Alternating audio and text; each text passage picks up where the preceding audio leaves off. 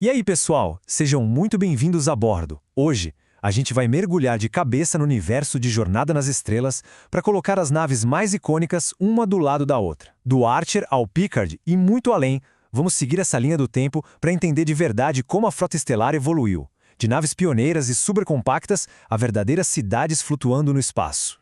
A gente sempre vê a Frota Estelar em ação, né? Mas já paramos para pensar qual é a escala real disso tudo? E não falo só da quantidade de naves, não. Falo do tamanho delas, do tanto de gente a bordo, da dimensão de cada missão. É exatamente isso que a gente vai desvendar agora, olhando para os números por trás dessas lendas. Bom, vamos começar pelo começo de tudo, claro. A primeira fronteira. Essa é a Era dos Desbravadores, aquele período em que a humanidade estava literalmente se lançando no desconhecido com naves que eram, basicamente, um sonho movido a muita, mas muita coragem. E olha só, logo de cara os números já contam uma história bem interessante. A primeira Enterprise, a NX-01 do Archer, era uma nave super compacta com só 83 tripulantes. Era quase uma família de exploradores. Agora, olha o contraste com a USS Discovery, uma nave experimental gigantesca, mas com uma tripulação relativamente pequena. E no meio do caminho temos as Enterprises do Pike e do Kirk, que já mostram um crescimento. Mas vamos focar um pouquinho na nave do Kirk, porque tem um detalhe ali que é bem curioso. E aqui está uma daquelas curiosidades que todo fã de jornada adora debater. O tamanho da Enterprise do Capitão Kirk. Na série clássica, lá dos anos 60, ela tinha seus 289 metros. Só que nas séries mais novas, que se passam na mesma época, a nave deu uma bela crescida, foi para 442 metros. Isso é o que a gente chama de retcon. Basicamente deram uma atualizada no tamanho para a nave parecer mais grandiosa para o público de hoje, que está acostumado com outra escala de efeitos visuais. É um exemplo perfeito de como a própria série foi evoluindo a sua visão da Frota Estelar. Agora a gente dá um salto para o século 24. E essa aqui é considerada a Era de Ouro da Frota Estelar. É o auge, sabe? É quando as naves ficam muito maiores, as missões mais complexas e a exploração atinge uma escala sem precedentes. E aqui, no século 24, a gente vê como a frota era diversificada. De um lado, temos a majestosa Enterprise D do Picard, uma verdadeira cidade flutuante com mais de 1000 pessoas a bordo, incluindo famílias. Do outro, a valente Voyager da Janeway, uma nave bem menor, isolada, com uma tripulação super enxuta tentando voltar para casa. Mas o ponto fora da curva mesmo é a Deep Space Nine, que, tecnicamente, nem é uma nave.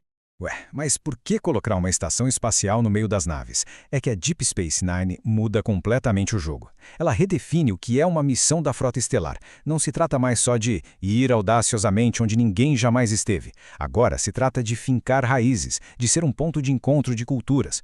Com 300 oficiais da frota no meio de 7.000 civis de tudo que é espécie, isso mostra que a Federação não é só exploração, é também comunidade. Mas a Era de Ouro não era feita só das naves principais, não. Essa galera aqui é tipo a espinha dorsal da frota. Naves como a USS Cerritos, que fazem o trabalho sujo do dia a dia. Protótipos experimentais e super avançados, como a pequena Protostar. E naves de exploração mais ágeis, como a USS Titan. Isso só mostra que para cada Enterprise famosa por aí, existem dezenas de outras naves nos bastidores fazendo a Federação rodar. Ok, agora respira fundo, porque a gente vai dar um salto gigante no tempo. Vamos direto para o século 32, um futuro onde a Frota Estelar foi praticamente dizimada por um evento cataclísmico e teve que se reerguer do zero, usando tecnologias que a gente mal consegue imaginar. E nesse futuro distante, a Discovery, que já é uma relíquia de quase 1000 anos, acaba se tornando a peça-chave para reconectar a galáxia. Mas a ideia mais fascinante aqui, para mim, é a da USS Athena. Depois que a Federação se fragmentou, a Academia da Frota Estelar virou móvel. Pensa só, é uma academia itinerante, uma nave-escola que leva o conhecimento e o treinamento para onde mais precisa, numa galáxia que precisa desesperadamente se unir de novo. A gente viu um monte de número até agora, né? Mas nada como ver tudo isso em escala para ter uma noção real do que aconteceu. Os próximos gráficos vão mostrar de um jeito bem visual como essa evolução da Frota Estelar foi impressionante.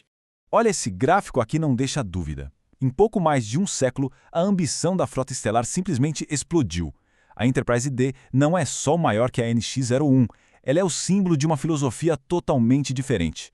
A gente saiu de naves de exploração mais contidas para verdadeiros lares no espaço, naves capazes de se sustentar por anos a fio sozinhas. E o número de tripulantes conta exatamente a mesma história. A gente começa com aquela tripulação super enxuta de 83 pioneiros na NX-01. Damos um salto para os 430 exploradores na nave do Kirk. E aí chegamos aos mais de 1000 cidadãos da Enterprise D, que, como eu disse, incluía famílias inteiras. A Frota Estelar deixou de mandar só soldados e cientistas, ela passou a mandar comunidades inteiras para as estrelas. E tudo isso nos traz a uma última pergunta, para a gente pensar. Vimos a frota crescer, se adaptar, quase desaparecer e renascer das cinzas. Com a tecnologia do século 32, que é quase mágica, qual será o próximo limite? O que será que vem por aí para a Frota Estelar? Fica aí a reflexão. Uma coisa é certa, a exploração continua. Valeu por embarcar nessa jornada com a gente hoje?